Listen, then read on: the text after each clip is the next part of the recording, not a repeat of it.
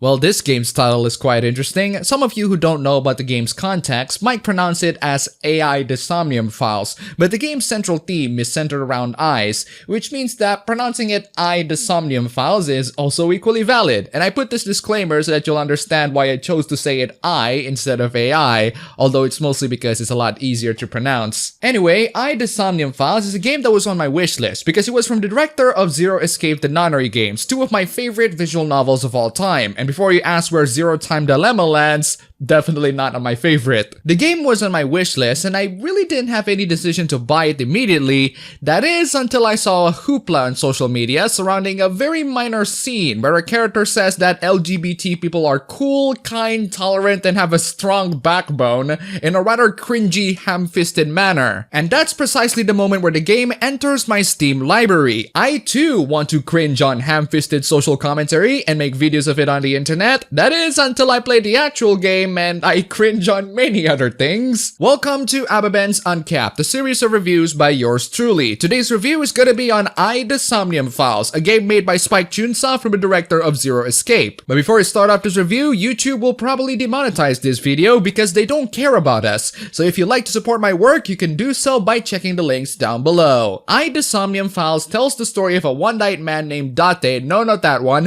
who is investigating a murder case where the killer likes to take people's eyes. Together with his left eye AI assistant Aiba, which is named after the word eyeball, he's going to uncover the truth behind the string of murders, while also uncovering the truth about himself and how he's related to the entire thing. The best way to describe I the Somnium Files is a bunch of Japanese game developers who looked at Life is Strange and thought, you know what?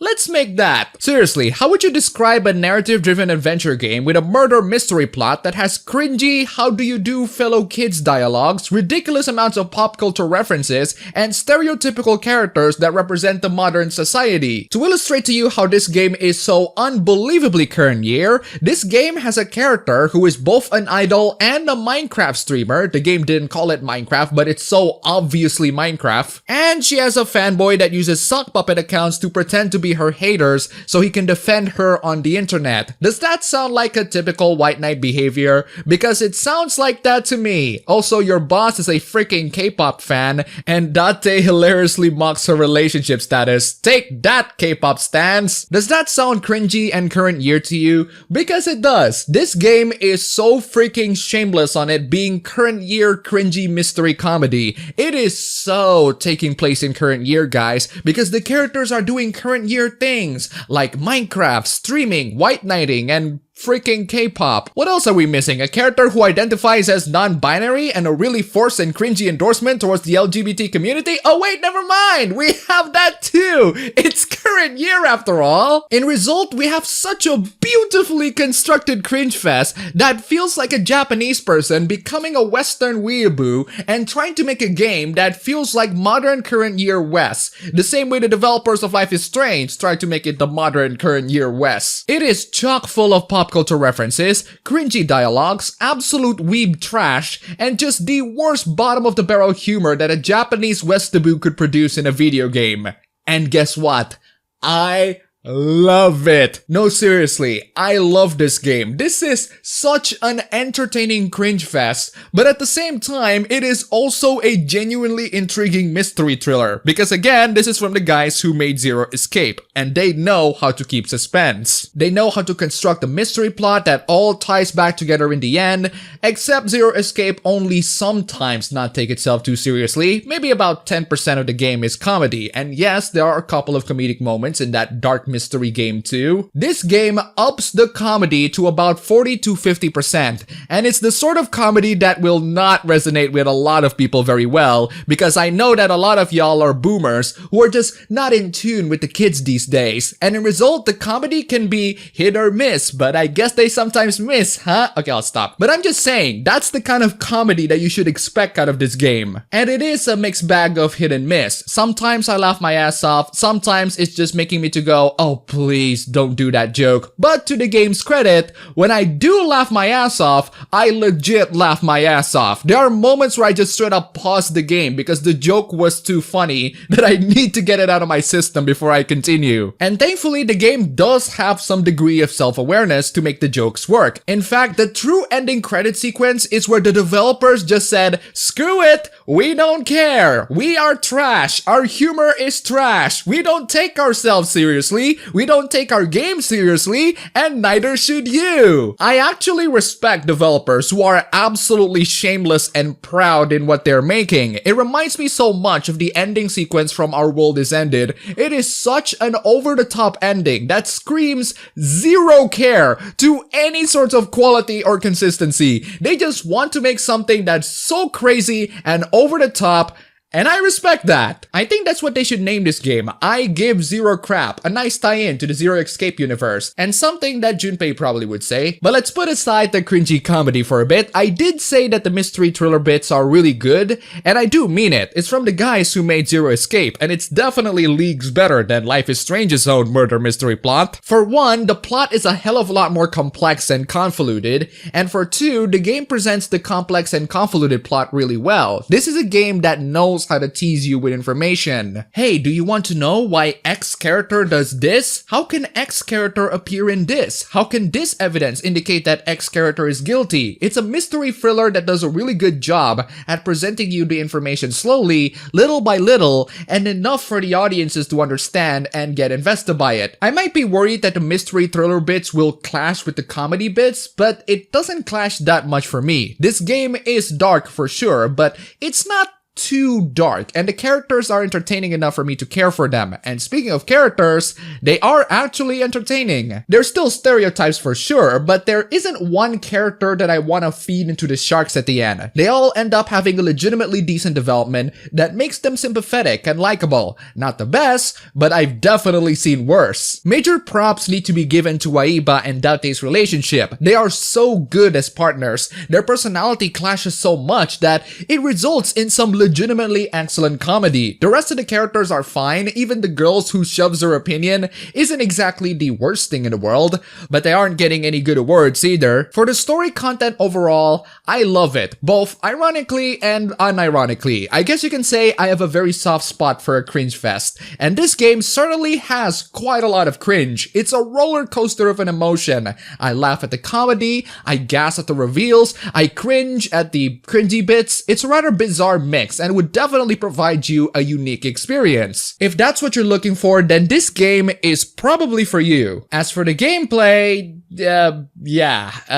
it's trash. If you're not familiar with Zero Escape's gameplay, it's an escape the room puzzle game. So if you're not making decisions that would affect the story, you're basically trying to escape a particular room by, well, solving puzzles. The original game even has you play freaking Sudoku of all things. But say what you want about Zero Escape's puzzles, at least most of them are working within the confines of logic. This game also follows the same escape the room sorts of mechanic, where you examine objects to figure out what they do and what they represent. How it works is that Date is going to sync with another character through a machine that literally lets him to go to their minds and try to gain information out of them through the dream world. As you enter the dream world, you have to break through so many of the mental locks indicated by the very obvious Zero Escape sound effects, which appears quite a lot in the game. Now that does sound like a nice setup for an escape the room puzzle game, or more accurately, an escape the dream puzzle game, but here's the big problem with it. As I said before, puzzle games like Zero Escape tend to work within some confounds of logic, but as the game feels so shameless in presenting its quirky and weird story,